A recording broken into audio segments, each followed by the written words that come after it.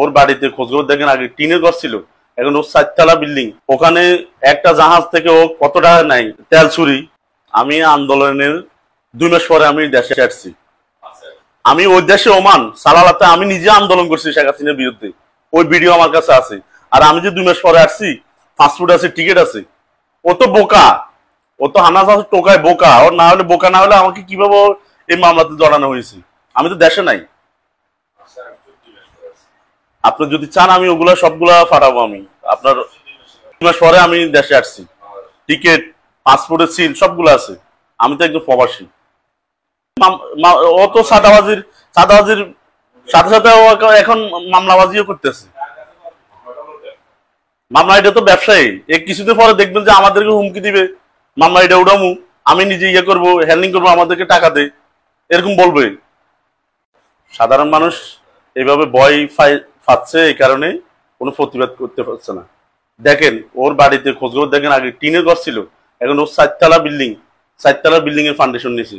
ওর টাকাটা পাই কোথেকে পাই? সব সাদাবাজির টাকা।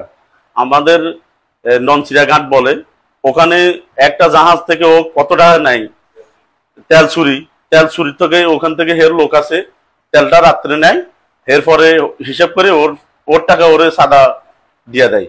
ওর একটা ডাকাত আছে ওখানে, নাম হচ্ছে ইউসুফ, ওই টাকাগুলো কালেকশন করে। আবার হের ভাই একজন আছে, ইউসুফের ভাই, নাম হচ্ছে ইয়াসিন। ও কিছুদিন আগে ব্যাংক ডাকাতি করছে, ব্যাংক ডাকাতি করে জেলে গেছে। জেলে যাওয়ার পরে হানাদ মাসুদে ওকে ওখান থেকে বের করে আনছি। বের করে আনি এখন হাতিয়াতে যত সাদা টাকা আছে ও এইভাবে কালেকশন করে। আমাদের অন্যায় এটা, আমরা প্রতিবাদ করছি। ও সাদাবাজি করে আমরা প্রতিবাদ করছি, এটাই। আর ওর খোঁজখবর নিয়ে দেখেন ও কি কি অবস্থাতে জিম্মি করে রেখেছে হাতিয়ার মানুষকে। মিডিয়া তো কথা বলতে পারবে, ও তো হাতিয়া বলতে পারে না, এগুলা তো বলে বাহিরে যায়।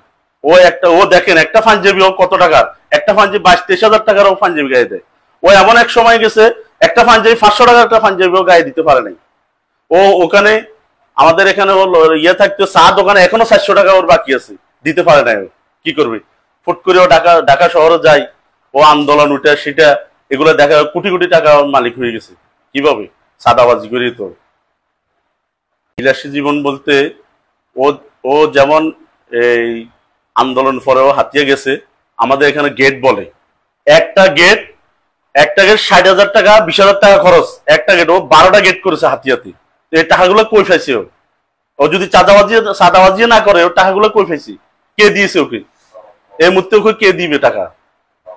ওর বাবার তো কোনো টাকা না, বাবা একটা সাধারণ একটা মাদ্রাসা চাকরি করতো, ওখান থেকে বসি হের পরে এখন চা দোকান করতে। এখন মনে হয় এখন তো সুন্দরভাবে চলতে আছে। আমাদের এখানে ইলিশ মাছ বলে, সাধারণ একটা বড় লোকে ইলিশ মাছ খাইতে পারে না। ওর বাপে 5 কেজি ডেলি 5 কেজি 2 কেজি করে ইলিশ মাছ কিনে, 1 কেজি ইলিশ মাছ 1200 টাকা। এসব টাকা কই পায়? কোথেকে আসে এসব টাকা? সাধারণ মানুষ তো নির্যাতন হচ্ছে। আপনারা যা দেখেন, আমাদের এখানে তো দ্বীপ এলাকা, তো কেউ যাচ্ছে না। সাধারণ সাংবাদিক যাইলে ওর খোঁজ খবর নিলে দেখবে কি হয়। ওর বিরুদ্ধে কেউ তো কথা বললে, যে যেমন আজ আমাদের ফ্যামিলির 3 জনকে আসামি করা হয়েছে। কি জন্য? আমরা এইভাবে ও সাদাবাজি করতে আমরা প্রতিবাদ করাই, এই কারণে আমাদেরকে মামলা দিয়ে জড়ানো হয়েছে। এইভাবে সবাই ওর প্রতিবাদ করলে ও হুমকি দেয়, মামলা করবে, ওই করবে, সেই করবে, এইটাই।